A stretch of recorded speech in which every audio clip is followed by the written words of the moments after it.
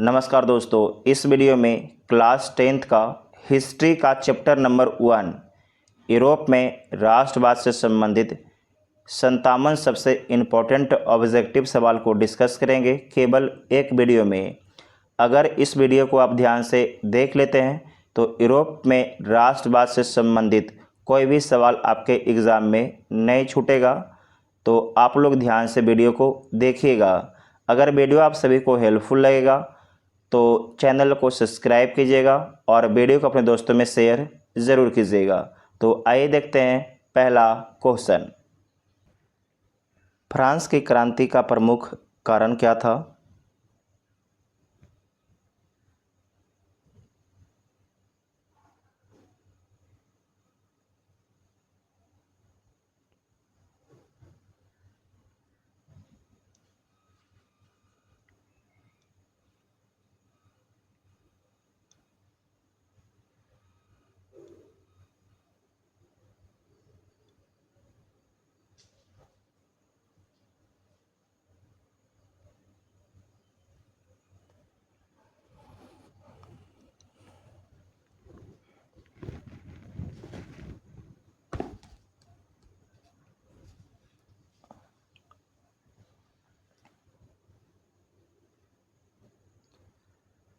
France की क्रांति का प्रमुख कारण था तो फ्रांस की क्रांति का प्रमुख कारण था निरंकुश शासन। फ्रांस की क्रांति 1789 में हुई थी। फ्रांस में किस शासक वंश की स्थापना वियना कांग्रेस के द्वारा की गई? तो बुर्बो राजवंश की स्थापना किया गया था। जो वियना सम्मेलन हुआ था, वियना कांग्रेस हुआ था, 1815 में हुआ था। कहाँ हुआ था? तो ऑस्ट्रिया की राजधानी वियना में हुआ था। नेपोलियन संहिता किस वर्ष लागू की गई? तो नेपोलियन संहिता 1804 में लागू किया गया था, नेपोलियन बोनापार्ट के द्वारा। वियना सम्मेलन कांग्रेस का अध्यक्ष कौन था? तो वियना सम्मेलन जो 1815 में हुआ था उसका अध्यक्ष था मेटरनिख। कौन था? मेटरनिख। तो डी इसका आंसर हो जाएगा। मेटरनिख का संबंध ऑस्ट्रिया से था। मेटरनिख का संबंध। मेटरनिख व्यवस्था का उद्देश्य क्या था? तो मेटरनिख व्यवस्था का उद्देश्य था पुरातन व्यवस्था की पुनः स्थापना करना। तो इसका आंसर हो जाएगा सी। ठीक है, तो इसका आंसर हो जाएगा सी, 1815 के बाद। मेटरनिख कौन था? तो मेटरनिख ऑस्ट्रिया देश का चांसलर था। ऑस्ट्रिया की राजधानी वियना है। किसने कहा था फ्रांस जब छींकता है तो बाकी यूरोप को सर्दी जुकाम हो जाता है? तो ये बोला गया है मेटरनिख के द्वारा। ये बोला गया है मेटरनिख के द्वारा बोला गया है। नेपोलियन कोड में कुल कितने कोड थे? नेपोलियन कोड में कुल कितने कोड थे? तो कुल 5 कोड थे। नेक्स्ट है रोमानीवाद क्या था? रोमानीवाद एक सांस्कृतिक आंदोलन था। रोमानीवाद क्या था? तो रोमानीवाद एक सांस्कृतिक आंदोलन था। इटली एवं जर्मनी वर्तमान में किस महादेश के अंतर्गत आते हैं? इटली और जर्मनी जो है किस महाद्वीप के अंतर्गत वर्तमान में आते हैं?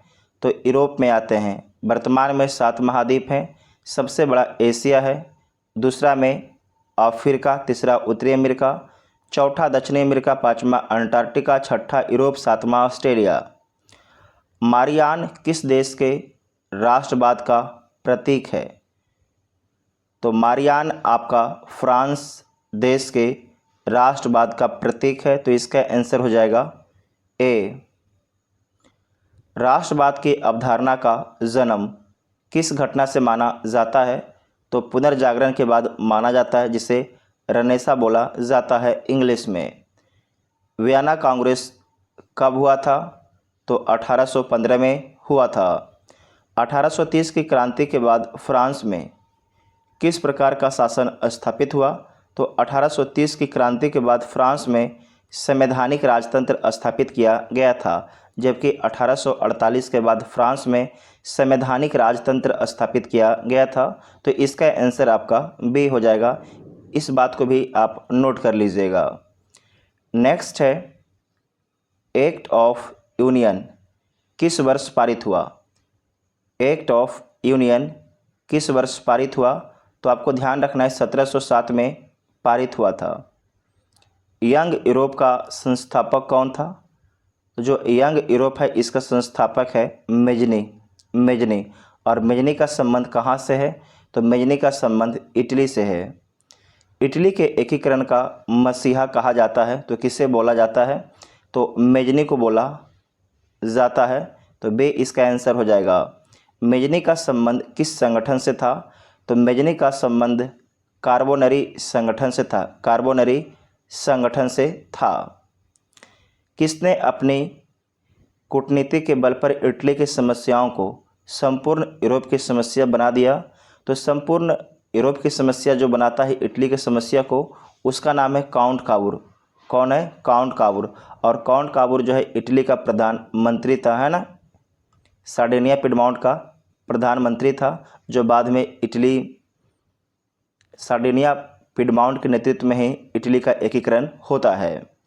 यंग इटली का संस्थापक कौन था? तो जो यंग इटली है इसका संस्थापक है काबूर। कौन है? काबूर है। लाल कुर्ती का गठन किसने किया? जो लाल कुर्ती है इसका गठन किसके द्वारा किया गया है? तो ये किया गया है गैरीबाल्डी के द्वारा। गैरीबाल्डी के द्वारा किया गया है। इसका भी संबंध इटली से है। काबूर कौन था? काबूर कौन था? तो काबूर के बारे में याद रखना है कि इटली का प्रधानमंत्री था। इटली का प्रधानमंत्री था। नेक्स्ट है कि फ्रेंड्स ऑफ इटली नामक संस्था का गठन किसने किया? किसके द्वारा किया गया है? तो ये किया गया है मेजनी के द्वारा। कार्बोनरी की स्थापना किस वर्ष हुई? तो कार्बोनरी की स्थापना 1810 में होता है। 1810 में होता है। गैरीबाल्डी पेशे से क्या था? तो गैरीबाल्डी पेशे से नाविक था। काउंट काबूर को विक्टर इमैनुअल ने किस पद पर नियुक्त किया था? तो अभी आप देख चुके हैं प्रधानमंत्री के पद पर नियुक्त किया गया था। काउंट काबूर राजा था। अगला सवाल है कि इटली के एकीकरण में निम्न में से किसका संबंध नहीं है? इटली के एकीकरण में निम्न में से किसका संबंध नहीं है? तो इसमें ध्यान रखना है मेजनी का संबंध है, काबूर का संबंध है, गैरीबाल्डी का संबंध है, जबकि बिस्मार्क का संबंध नहीं है, क्योंकि बिस्मार्क आपके प्रशा के हैं जो बाद में जर्मनी बनता है। विलियम प्रथम कहाँ का शासक था? तो आपके प्रशा का था। और आपको याद रखना है कि जर्मनी का एकीकरण जो है प्रशा के नेतृत्व में ही होता है। प्रशा के नेतृत्व में होता है। ज़ाल्बेराइन की स्थापना किस राज ने की? ज़ाल्बेराइन की स्थापना किस राज ने की? तो ये किया गया था प्रशा के द्वारा। सीडान का युद्ध किसके बीच हुआ? तो सीडान का युद्ध प्रशा और फ्रांस के बीच में 1870 में होता है। 1870 में होता है। बिस्मार्क किस विद्वान की विचारधारा से प्रभावित था? तो आपको ध्यान रखना है कि जो बिस्मार्क है इसका संबंध जर्मनी से है। ये आपके प्रभावित था हीगल की विचारधारा से। और जो हीगल महाशय हैं, हीगल क्या एक दार्शनिक है, ये भी संबंधित हैं जर्मनी से। जर्मनी एवं इटली के एकीकरण के विरुद्ध निम्न में से कौन था? तो इसमें आपके ऑस्ट्रिया था। कौन था? ऑस्ट्रिया था, है ना। नेपोलियन ने जर्मनी में किस संघ की स्थापना की? तो राइन संघ की स्थापना किया गया था, जो बहुत सारे आपके 300 के आसपास राज थे उसे बहुत ही कम राज्यों में सीमित कर दिया था नेपोलियन बोनापार्ट ने। किस युद्ध के बाद जर्मनी का एकीकरण हुआ? तो आपको ध्यान रखना है जो जर्मनी है उसका एकीकरण किस युद्ध के बाद होता है? तो सीडान का युद्ध के बाद होता है। सीडान के युद्ध के बाद होता है। तो इसका आंसर क्या हो जाएगा? डी हो जाएगा। नेक्स्ट है कि जर्मेनिया क्या था? जर्मेनिया क्या था? तो जर्मन राष्ट्र का प्रतीक था। जर्मन राष्ट्र का प्रतीक था। जर्मेनिया। जर्मनी का एकीकरण कब पूरा हुआ? तो जर्मनी का एकीकरण 1871 में पूरा हुआ। ज़ालबेरिन एक संस्था थी, किसकी थी? तो ज़ालबेरिन एक व्यापारियों की संस्था थी, जो कहाँ थी? तो जर्मनी में थी। नेक्स्ट है, सेडाओ के युद्ध में किसकी पराजय हुई? सेडाओ के युद्ध में किसकी पराजय होती है? तो आपको ध्यान रखना है, ऑस्ट्रिया की पराजय होती है। ये कब होता है?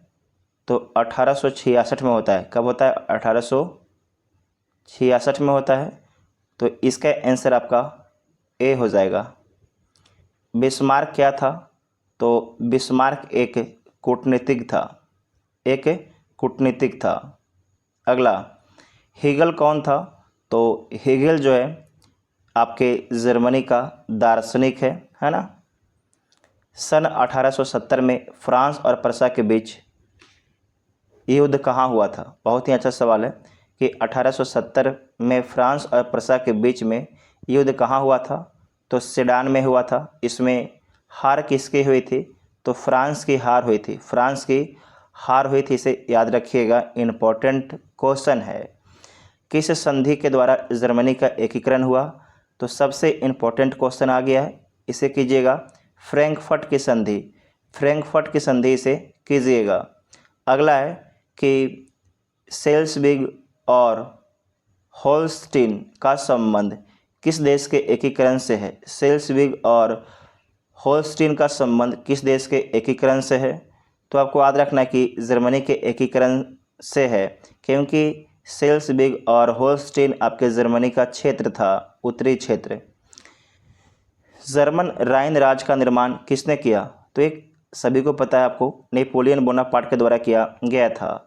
रक्त और लौह की नीति का अवलंबन किसने किया था? तो रक्त और लौह की नीति का पालन किया गया था बिस्मार्क के द्वारा। इनके द्वारा बोला गया था कि जर्मनी का एकीकरण बिना हथियार के दम पर नहीं हो सकता है। अगला है कि फ्रैंकफर्ट की संधि कब हुई?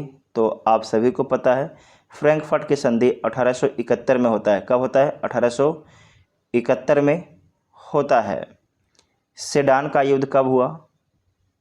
तो सेडान का युद्ध 1870 में होता है।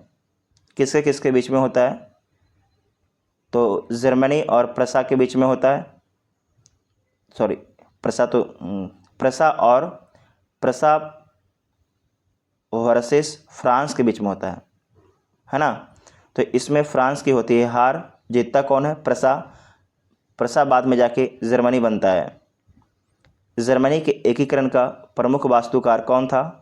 तो जर्मनी के एकीकरण का प्रमुख वास्तुकार था बिस्मार्क। कौन था? बिस्मार्क। 1871 में कौन सी संधि हुई थी? 1871 में कौन सी संधि हुई थी? फ्रैंकफर्ट की संधि हुई थी। जर्मनी के एकीकरण के लिए कौन उत्तरदायी है?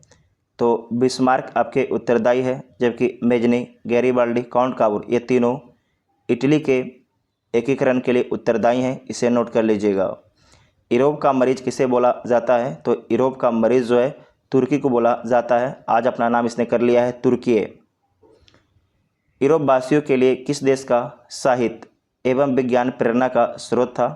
तो यूनान का। कहाँ का? यूनान का, है ना। यूनान के स्वतंत्रता संग्राम में किसकी पराजय होती है? तो तुर्की की पराजय होती है। तुर्की की पराजय होती है। 1829 ईस्वी की एड्रियानोपल की संधि किस देश के साथ होती है?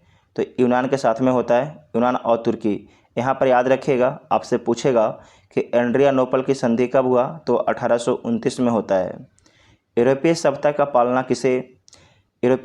पालना किस देश को कहा जाता है?